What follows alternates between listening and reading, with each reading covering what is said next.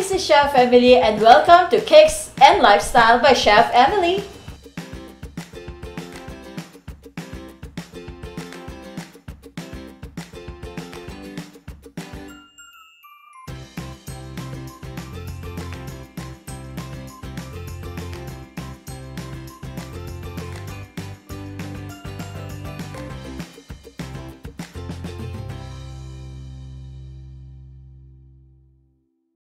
Welcome sa isa na namang episode na ibibigay namin sa inyo na sigurado po na nag-trending po ito sa buong FB world, lalo na sa ating group ngayon. So since marami ang request sa akin na gawin itong isang video tutorial sa aking YouTube, eto na at tutuparin ko na ang inyong mga wish. Pero bago ang lahat, shoutout po muna sa lahat na nag-comment at nag-thank you at nag-message sa akin sa isa na naman sa ating nakaraang upload na red velvet cinnamon roll na ngayon po ay ginagamit na naman nila para sa kanilang pangkabuhayan.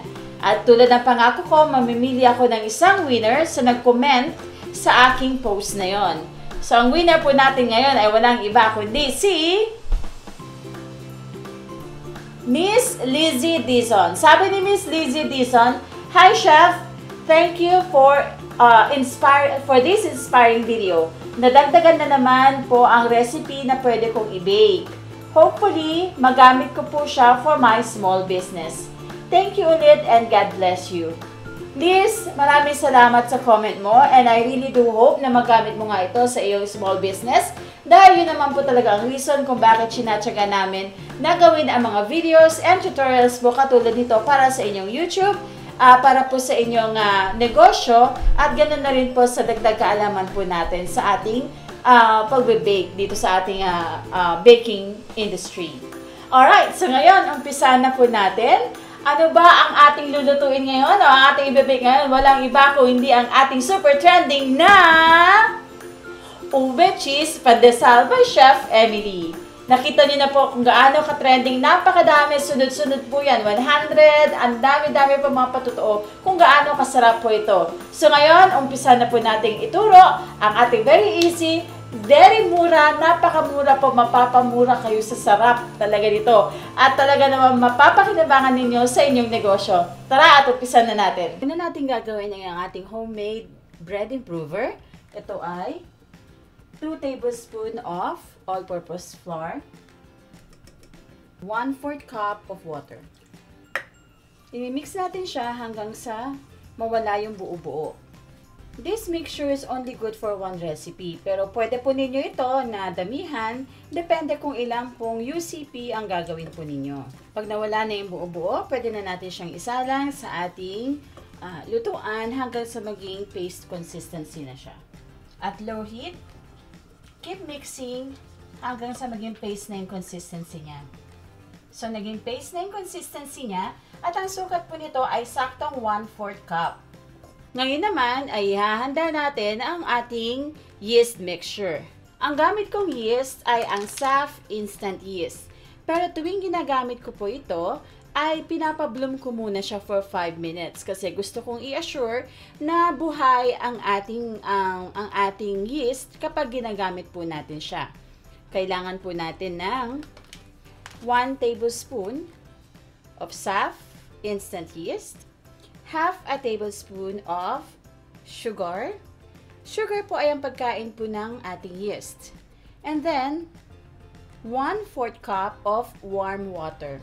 Again, warm water po. Hindi po siya dapat hot at hindi po siya dapat cold. Warm water lang po siya. Kumbaga maligamgam, tamang timpla. Pag nasobrahan po kasi ang init ng ating SAF, ng ating water, may tendency po na mamatay ang ating yeast. Okay, tip ulit galing kay Chef Emily. Kapag meron po kayo mga leftover, meron po kayong mga ganitong SAF na bukas na o ang ating yeast ay bukas na, pwede po ninyo siyang i-sealed at ilagay po ninyo siya sa refrigerator or sa freezer para mas maprolong po natin ang buhay ng ating SAF instant yeast. Okay, so once na mix na po natin, pwede na po natin siyang iset aside for 5 minutes hanggang sa mag-bloom na siya. Ngayon naman ay handa na natin ang ating 1 cup of bread flour, 1 cup of all-purpose flour. Isisieve na po natin siya. Kapag wala po kayong all-purpose flour, pwede po ninyong gamiting bread flour po lahat. Or kung wala naman po kayong bread flour, pwede nyo naman po gumamit ng lahat ay all-purpose flour. And half a teaspoon of salt. Katapos ay handa po natin ang ating liquid mixture. Unahin po natin ang ating 1/4 cup of sugar.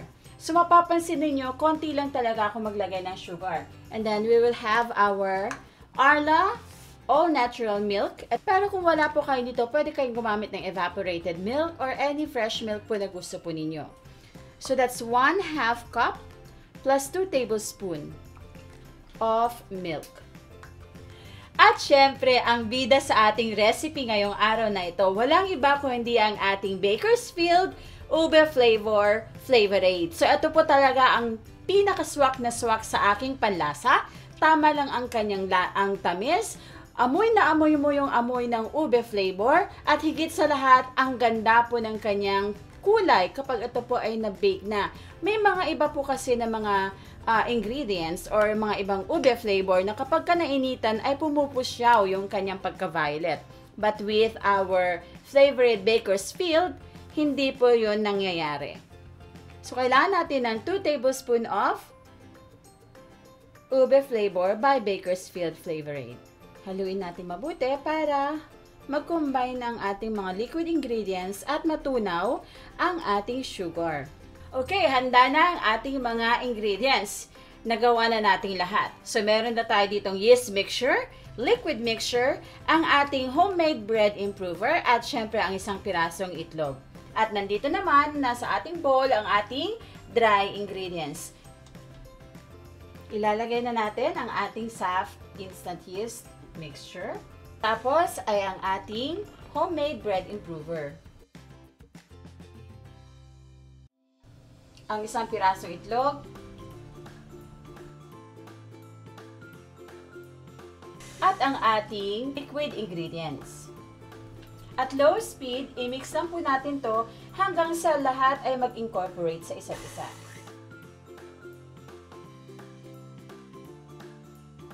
Pagka na-mix na po natin ang ating mga ingredients, idadagdag na natin ang huling cup ng bread flour.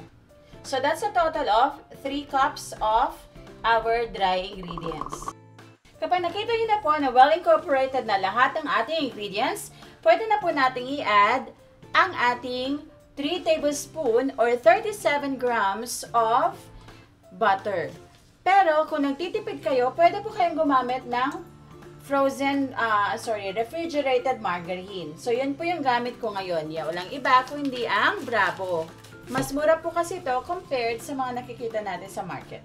We will put this at high speed or for my KitchenAid, I put it at number 8 for 5 minutes until everything is well incorporated. Natin ang ating bowl kung saan natin ilalagay ang ating dough. Okay, ayan na. Makikita po natin na medyo sticky yung ating dough. Ang ganda ng kulay, di ba? Makikita nyo, napakakinis niya. Ang ganda ng kulay at ang ganda ng pagkaka-mix niya sa ating mixer. Kung gusto niyo i-try, pwede po natin gawin ang window pane. Yan. Hindi na siya napupunit. Parang EMF lang. Hayaan lamang po natin to for 20 minutes until it doubles in size. Punch to release the air. Yan. Okay, so hindi na po natin kailangan lagyan ng all-purpose flour or any flour on our working table kasi although a little bit sticky ang ating mixture, hindi po siya didikit sa ating table. Dahil po sa ating oil na inilagay kanina and para maiwasan po natin na mas tumigas pa yung ating flour.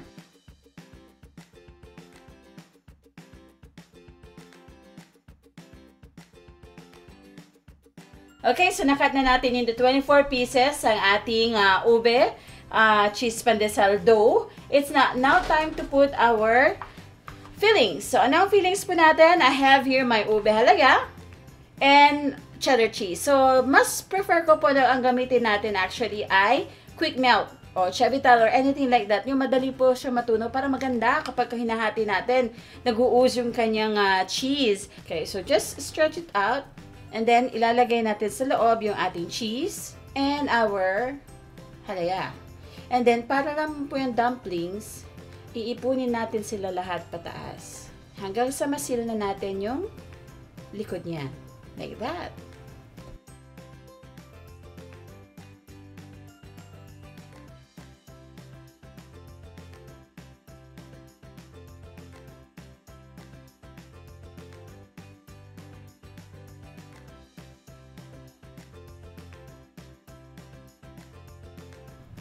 Avoid overproofing.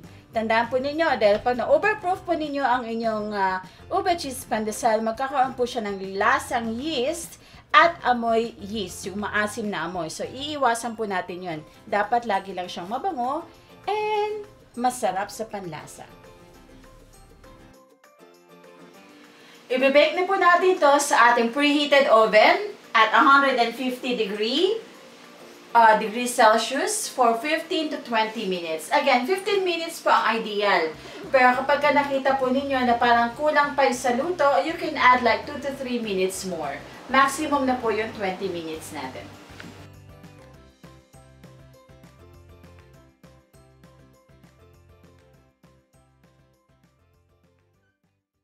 At eto na nga! Ang sarap-sarap! Ito na po ang ating ube cheese pandesal ala Chef Emily. At makikita niyo po, ito ang talagang signature na masasabi ko na gawa ng, na yan ay recipe galing kay Chef ko. Ito ay ganito super lambot. At pag kinagat mo talaga naman, as in, look,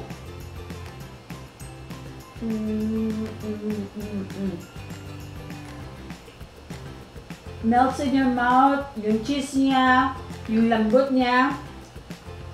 Paniguradong ma-enjoy ng buong pamilya niyo to. Kulang ang 3 piraso para sa akin para kainin ito. Isang dosena, pwede na. Thank you so much for watching our video tutorial for today. I do hope na marami kayong natutunan. And again, please do tag me and message me, comment on the comment box below at baka ikaw naman po ang i-shoutout natin sa next po natin na video tutorial na gagawin. To Miss Lizzie, please send me an email to my cake style by Chef Emily Cakestyle at iperalta@gmail.com on how to claim your prize. So congratulations Lizzie, and to all our viewers, maraming salamat po. Again, please do visit Cake Artists and Bakers Network Philippines, our community where you can learn more videos, tutorials, cake designs, and a lot more from different chefs and members na magagaling at mahuhusay din po. Ganoon din po ang aking page, Chef Emily Peralta, kung saan naman po ay personal ko po kayo makakasalamuha at makakausap. At syempre, ang aking pong business page, Cake Style by Chef Emily. Again, this is Chef Emily from Cakes and Lifestyle by Chef Emily. Thank you for watching. Bye!